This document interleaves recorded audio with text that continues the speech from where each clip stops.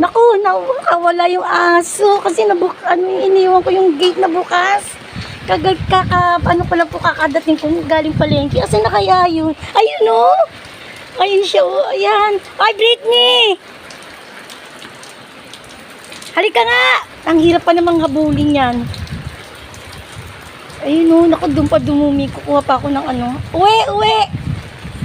Mahirap to habulin eh. Tingnan nyo ha. Hirap na ito habulin. Shhh! Ikaw, bakit ka nakawala? Baka sipunin ka.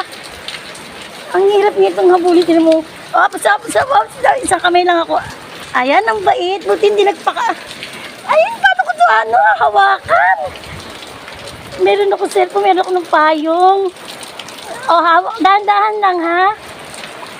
Ayan o. Ang hirap. Ikaw ha. Hawak ko yung payong, hawak ko siya. Eto, uwi na kami. Ay!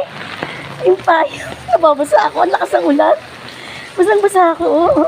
Pasaway ka. Pasaway siya eh. Dawa, pasukin ko na yan. Dali mo, pasok. Ay! Naiga!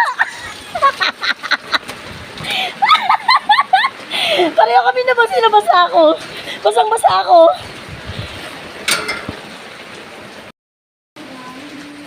Naku, mamamshi ko, basang-basa ako. Talaga namang tumakbo yung aso. Yung aso kong alaga, si Britney. Pagkagaling ko ng palengke, pagkadating ko, pagbukas ko ng gates, sinabayan niya ng takbo. Ayan, eto, at nakauwi na naman, nakapasok na. Alam niyo, mahirap talaga siyang hulihin. Buti na lang ang dali niyang hulihin ngayon. Talaga siguro parang nilamig siya. Kasi kanina pa pala siya nakalabas.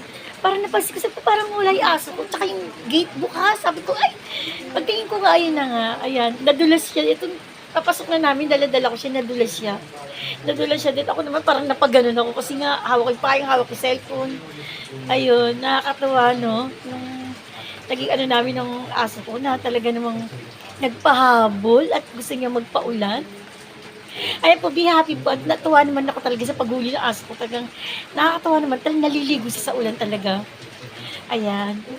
Be happy po. God bless everyone.